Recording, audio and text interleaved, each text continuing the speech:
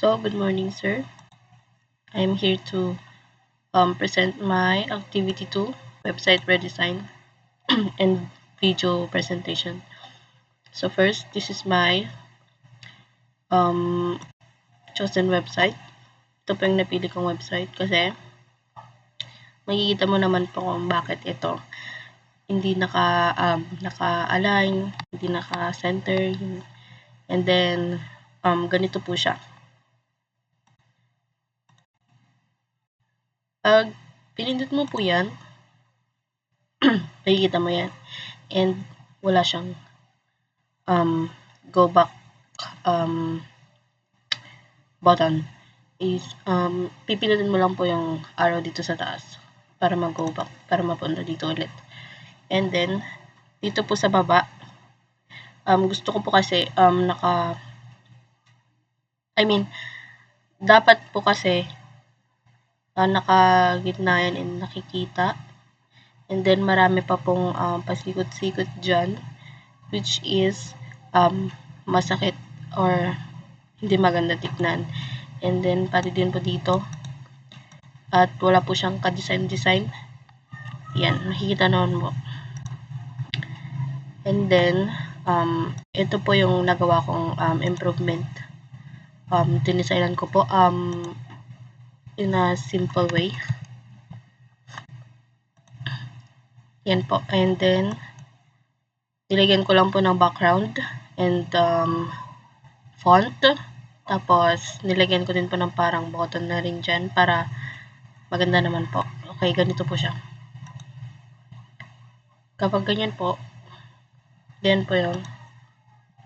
Kapag pinindot mo na po siya dyan, makikita mo po yung message.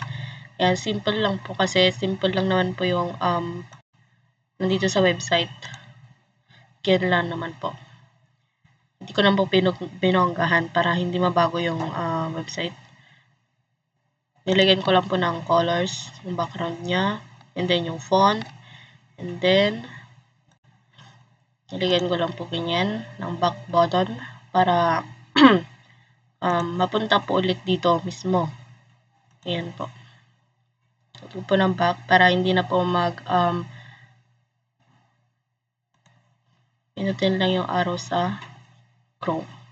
So, ganyan lang po yung design ko, sir. And then,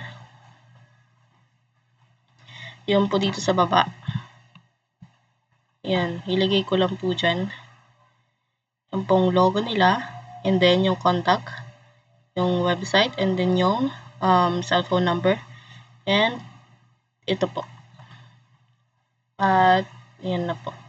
And ito po yung header and footer. Dito na po yan. And then, yung mga title po dito is super haba. It can fit po sa parang button. So, ang ginawa ko po is pinaiksian ko po like yung pong Berkshire Hathaway, tinanggal ko na po yung parang yung apelyido, parang ganun po, which is nakikita naman po sa header, nandito Berkshire Hathaway Incorporated. Ayan po. And then, iniksyan ko na lang po yung ibang title para po maganda pa rin po tignan kapag mabubuksan na po. So, ganyan lang po siya. Then, kapag ganyan po, and then ganyan. Very simple lang po yung ginawa ko. Nilagyan ko lang po ng font, ng color sa background, and then button. So, ganun lang po ang ginawa ko para hindi po masyadong sobrang OA ng design. Parang nilagyan ko lang po ng color dito sa header, and then iniksan ko po yung footer niya, which is wrong. I mean, para po sa akin is parang ayoko po basahin kung ako po yung magbubukas ng website.